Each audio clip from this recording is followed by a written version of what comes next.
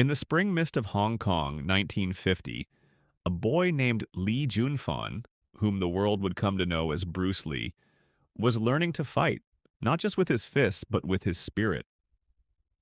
Born in San Francisco but raised in Hong Kong, he was a child of two worlds, destined to merge them in a way no one ever had.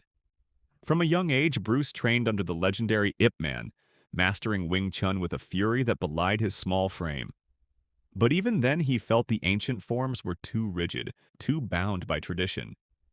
He envisioned a martial art that was fluid, adaptive, like water. He called it Jeet Kune Do, the way of the intercepting fist. In 1959 he returned to the U.S., a Chinese immigrant with lightning-fast hands and an unrelenting fire. He battled racism, rejection, and the towering wall between Eastern philosophies and Western skepticism. Hollywood only saw him as the sidekick, the villain, or the mysterious mystic. But Bruce Lee saw himself as something far more, a messenger. He began teaching martial arts to all, white, black, Asian, men, and women, breaking a sacred taboo that Chinese martial artists had held for centuries. Masters tried to stop him. Some challenged him to secret duels. Bruce fought them not for dominance, but for evolution. When he won, he didn't celebrate. He just smiled and kept teaching. Then came his true battle, Hollywood. Bruce pitched a show called The Warrior, starring an Asian man in the Wild West. They stole the idea, recast it with a white actor, and called it Kung Fu.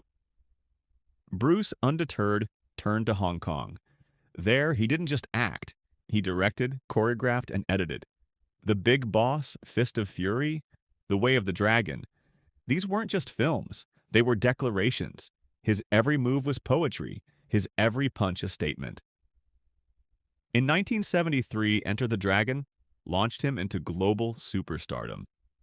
It was the first major Hollywood-Hong Kong co-production, blending Western cinematography with Eastern philosophy, and Bruce was its burning center. He moved not like a fighter, but like an idea in motion, ungraspable, eternal. Then, at just 32, Bruce Lee died under mysterious circumstances. Some say it was a curse, others whisper of assassins from the martial arts underground. But maybe, just maybe, it was the price of being too bright, too fast, too far ahead.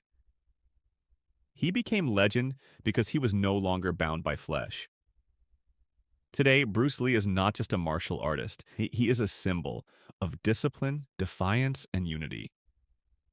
In every action movie, in every dojo, in every soul struggling between two cultures, he lives. He did not just bridge East and West. He built a path.